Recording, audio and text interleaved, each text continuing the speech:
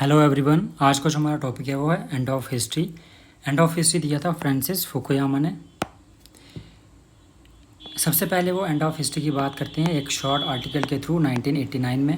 इसमें वो कहते हैं कि जो यूएसएसआर और यूएस का जो कोल्ड वार चल रहा है, कोल्ड वार, इनके दो जो पॉलिटिकल सिस्टम्स हैं, दो वे ऑफ लाइफ हैं। जैसे सोशलिस्ट में जो सोशलिस्ट सिस्टम, उसके बाद जो यूएस वहाँ पे कैपिटलिस्ट सिस्टम यानी लिबरल। तो वो बोलते हैं कि इनके बीच जो स्ट्रगल चल रहा है, कोल्ड वार चल रही है, इनमें जो यूएस का जो सिस्टम है, जो लिबरल डेमोक्रेसी और कैपिटलिज्म वाला जो मॉडल है, वो यहाँ पे सुपीरियर दिखता है। ये क्यों बोलते हैं? वो ऐसा बोलते हैं क्योंकि उनको जो कुछ इवेंट्स हैं उनके बारे में बात करते हैं। जैसे बर्लिन वॉल का जो फॉल होना, उसके बाद जो गल्फ़ वार होती है, गल्फ़ वार में जो इराक है उस पे ऊपर अटैक किया जाता है यूएस के द्वारा और यूएस की जो टीम है। लेकिन इराक जो है वो एक यूएसएसआर का क्या था, एलाई था। लेकिन यहाँ पे अटैक होने के बाद यूएसएसआर यहाँ पे कोई भी रिएक्शन नहीं देता। तो यहाँ से उनको लगता है कि यहाँ पे यूएसएसआर है वो वीक पड़ रहा है। उसके बाद जब 1991 में जब यूएसएसआर जो है, सोवियत यूनियन जो है वो कोलैप्स करती है, तो उसकी वजह से जो इनके व्यूज़ हैं उनको क्या मिलती है, पॉपुलैरिटी मिलती है। और जो फ्रांसिस जो फुकुयामा थीसिस है उसको स्ट्रेंथन करता है ये इवेंट। तो उसके बाद वो end of history and the last man book लिखते हैं। End of history and last man. End of history का मीनिंग हम देखते हैं, लेकिन जो लास्ट मैन का कॉन्सेप्ट है वो लास्ट में समझ आएगा और बहुत ही इंटरेस्टिंग भी है। एंड ऑफ हिस्ट्री का मीनिंग उनके अकॉर्डिंग ये नहीं है कि आज के बाद कोई भी इवेंट नहीं होगा या फिर कोई भी कन्फ्लिक्ट नहीं होगा, कोई भी वॉर नहीं होगी। उनके कहने का मतलब ये है कि एंड किसका होगा, सोशल और जो पॉलिटिकल थॉट है उसका एंड। कोई भी ऐसा और कोई नया पॉलिटिकल सिस्टम नहीं आएगा। उनके कहने का मतलब ये है कि जो लिबरल डेमोक्रेसी है और जो कैपिटलिज्म है वो सुपीरियर है और अदर जो एग्जिस्टिंग सिस्टम्स थे वो फेल हो चुके हैं। उसके पीछे जो रीज़न देते हैं वो कहते हैं कि जो ह्यूमन नेचर है उसकी कुछ बेसिक डिज़ायर्स हैं और उन डिज़ायर्स को जो सेटिस्फाई करता है तो वो प्रिवेल करता है। और उनके अकॉर्डिंग जो लिबरल डेमोक्रेसी का जो मॉडल है, जो सिस्टम है, पॉलिटिकल सिस्टम है, तो वो यहाँ पे ये दोनों कंडीशंस को फुलफ़िल कर रहा है। फर्स्ट कंडीशन जो है मटेरियल गुड और वेल्थ, दूसरा है recognition of worth. Recognition of worth, जो भी ह्यूमन एफर्ट्स होते हैं उनको रिकग्नाइज़ किया जाना चाहिए बाई सराउंडिंग, जो भी उनके आसपास है उनके द्वारा। यहाँ पे वो कहते हैं जो फर्स्ट जो कंडीशन है, जो फर्स्ट डिज़ायर है मटेरियल गुड और वेल्थ वाली, कोई भी सिस्टम जो है वो ऑलमोस्ट जो सभी सिस्टम्स हैं वहाँ पे फुलफ़िल कर सकते हैं। लेकिन जो सेकंड डिज़ायर है जो रिकग्निशन ऑफ वर्थ वाली, तो वो सिर्फ़ और सिर्फ जो लिबरल डेमोक्रेसीज़ है वो ही फुलफ़िल कर सकती हैं। और इसीलिए वो कहते हैं कि जहाँ पे जो लिबरल डेमोक्रेसी है वो जीत चुकी है।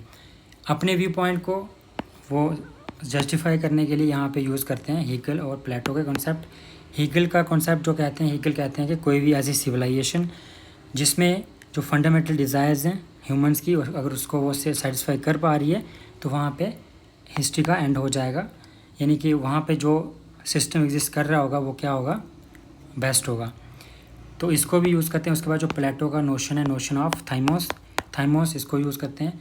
इसमें वो कहते हैं कि जो नोशन ऑफ थाइमोस है, एक में है मेगालोथीमिया, उसके बाद जो है आइसोथेमिया। मेगालोथीमिया में क्या होता है, जो डिज़ायर, वो लोग आते हैं जिनके अंदर डिज़ायर होती है डोमिनेट करने की और दूसरों से सुपीरियर होने की, और इसी डिज़ायर वाले लोगों को कहा जाता है मास्टर मेंटालिटी। उसके बाद जो दूसरा है आइसोथेमिया, इसमें होता है डिज़ायर जिनके पास होती है इक्वल रहने की, यानी सेमनेस की डिज़ायर होती है। तो इन्हीं को कहा जाता है जो स्लेव मेंटालिटी के लोग होते हैं। और उसके द्वारा कहा जाता है, फुकुयामा कहते हैं कि जो हिस्ट्री क्या है, स्ट्रगल है बिटवीन ये दो जो क्लासेस हैं, ये दो थीमेटिक पैशंस हैं। ह्यूमंस के अंदर जो ये जो दो पैशन है, इनके बीच में स्ट्रगल ही क्या है, हिस्ट्री है। और ये तब तक रहेगा जब तक ह्यूमन की जो डिवीज़न है मास्टर और स्लेव की वो रहेगी। और इसमें वो कहते हैं कि कोई भी जो स्लेव मेंटालिटी का, यानी जो आइसोथेमिया वाले हैं, वो कभी भी नहीं चाहेंगे कि कोई हम पे डोमिनेट करे, और वो इक्वालिटी की बात करेंगे। और यहाँ पे जो डिज़ायर ऑफ सुपीरियरिटी जिनमें मेगालोथीमिया, वो कहें, वो सोचेंगे कि हम डोमिनेट करें अदर्स पे, और ये इनके बीच क्या रहेगा, हमेशा स्ट्रगल रहेगा। और उनके अकॉर्डिंग ये स्ट्रगल ख़त्म कर सकता है लिबरल जो डेमोक्रेसी का मॉडल है वो, क्योंकि उसी में एक ये एबिलिटी है कि वो उसको एंड कर पाए। और उनके अकॉर्डिंग जो लिबरल डेमोक्रेसी है वो इसको ख़त्म कर चुकी है, लेकिन उसके बाद भी वो इससे क्या इसके कुछ कंसर्न्स हैं उनके, वो बोलते हैं कि यहाँ पे बहुत बड़ा इशू है। कौन सा? क्यों? क्योंकि वो क्या कर सकते हैं, वो प्रोड्यूस कर सकते हैं किसको? लास्ट मैन को।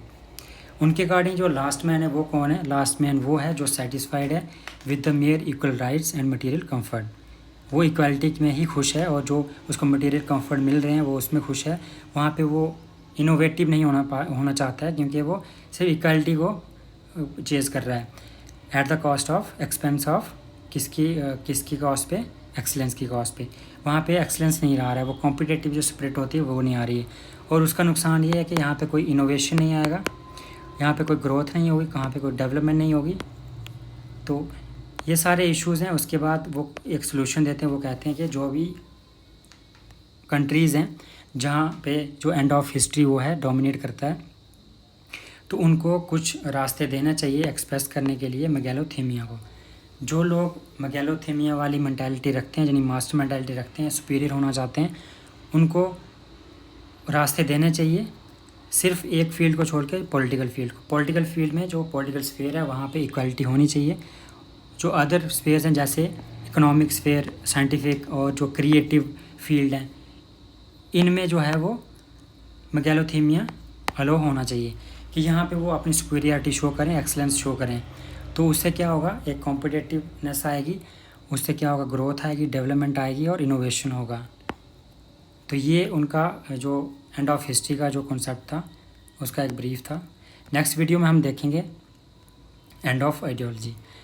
लेकिन उससे पहले जो फ्रांसिस फुकुयामा है, डिस्कशन से लगता है जो उनके जो कॉन्सेप्ट्स या बुक है end of history and the last man, इसको देख के लगता है कि वो एक लिबरल थिंकर होंगे, लेकिन ऐसा नहीं है। वो एक न्यू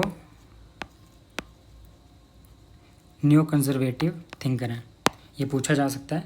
और इसकी जो बुक है पूरा नाम end of history in the last man 1992 में लिखी थी।